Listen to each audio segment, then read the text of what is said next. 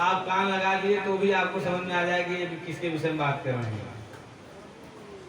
तो निश्चित रूप से वो सुरसिक 88,000 ऋषि मुनि जो सुरसिक श्रोता थे, और सूत जी क्या कहते हैं वो बिल्कुल सद्गत होकर के, सावधान होकर के सुन रहे थे, इसलिए उनको सुनाई पड़ रहा था। नैमिषारण्य यह उत्तर प्रदेश भौगोलिक जो स्थिति है, उत्तर प्रदेश में सीतापुर जिला है और वहीं यह तीर्थस्थल है।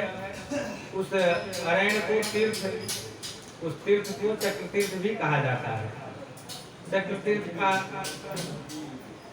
मतलब ये होता है कि वहां पर एक चक्र के माध्यम से ही एक बृहद हृद बना है, तालाब बना, इसलिए उसको चक्र तीर्थ कहा जाता है।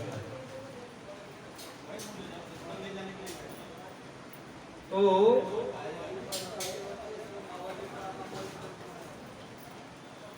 भौगोलिक स्थिति में सीतापुर जिले में उत्तर प्रदेश में यह तीर्थ है नैमिषारण्य।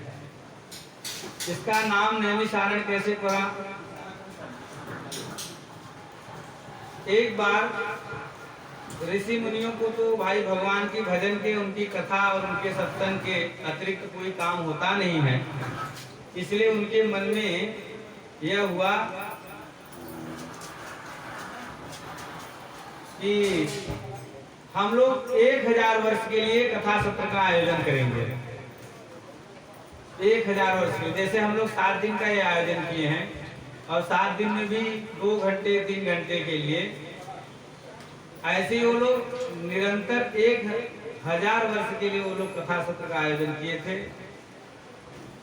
और उनके मन में मतलब आयोजन करने का विचार आया, ऋषियों के मन में ये हुआ कथा कौन सुनाएंगे। तो कथा सुनाने के लिए व्यास के रूप में व्यासपीठ पर श्री सूत जी को नियुक्त किया गया कि सूत जी कथा सुनाएंगे, क्योंकि ये श्री सुखदेव जी के शिष्य हैं और सुखदेव जी से इनको जो है सारा वेद वेदांत ज्ञात है। तो और ये हुआ कि भाई 1000 वर्ष के लिए हम कथा सत्र का आयोजन करेंगे, तो 1000 वर्ष में कोई बीच में विघ्न और बाधा न आए, इसके लिए कोई उचित भूमि भी होनी चाहिए। तो यह उचित भूमि है कौन,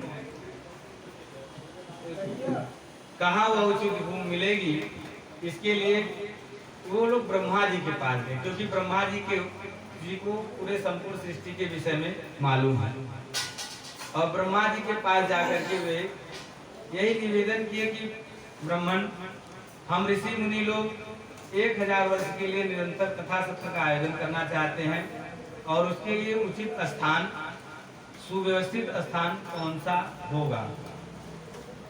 ब्रह्मा जी बोले कि ठीक है, एक चक्र का निर्माण किए, और चक्र को बोले कि ये चक्र आगे आगे चलेगा, आप लोग इसके पीछे पीछे गमन करिए, इसका अनुगमन करिए। और चक्र की नेमी जाकर के, नेमी माने होता है चक्र जिस आधार को पकड़ करके घूमती है, धुरी उसको बोलते हैं। तो ये नेमी चक्र की जहाँ रुक जाएगी वहीं कथा का जो है, कथा करने का उचित स्थान होगा। ब्रह्मलोक से वह चक्र चला और सारे ऋषि मुनि उसके पीछे पीछे अनुगमन करते रहे। अब आप सोचिए कि ब्रह्मलोक जो होता है पृथ्वी के 7 लोकों का सबसे ऊंचा लोक होता है, और कथा करने के लिए ऊपर का कोई लोक नहीं मिला। कितने सौभाग्यशाली हम पृथ्वी वाले हैं कि कथा इस पृथ्वी पे ही होता है, अन्यत्र कहीं नहीं होता है। और अन्यत्र पृथ्वी पे भी और सब जगह नहीं, इसी भारत भूमि में होता है। तो वह चक्र जो है चलते चलते आकर के एक महान अरण्य में वह चक्र की नेमी रुक गई, और फिर वह चक्र की नेमी घूमते हुए पाताल लोक में चली गई, और जिसके कारण जो वहां बहुत बड़ा हृद बन गया, एक तालाब का निर्माण हो गया। और चक्र की नेमी आकर के वहां रुकी और पहले से ही वहां जंगल था, इसलिए नेमी और अरण्य, नेमी और आरण्य को मिलाकर के नेमी सारण्य तीर्थ बन गया। और उसी नेमी सारण्य तीर्थ में 1000 वर्ष का कथा सत्र का आयोजन ऋषियों ने किया। श्री सूत जी कथा श्रवण करा रहे हैं और प्रमुख श्रोता श्री सौनक आदि, श्री सौनक जी और उनके पीछे 88,000 ऋषि मुनि बैठ करके कथा श्रवण कर रहे हैं। इसलिए नैमी सारण्य जो है कथा की भूमि मानी जाती है, क्योंकि ऐसा कोई कथा नहीं है जो नैमी सारण्य में न हुआ।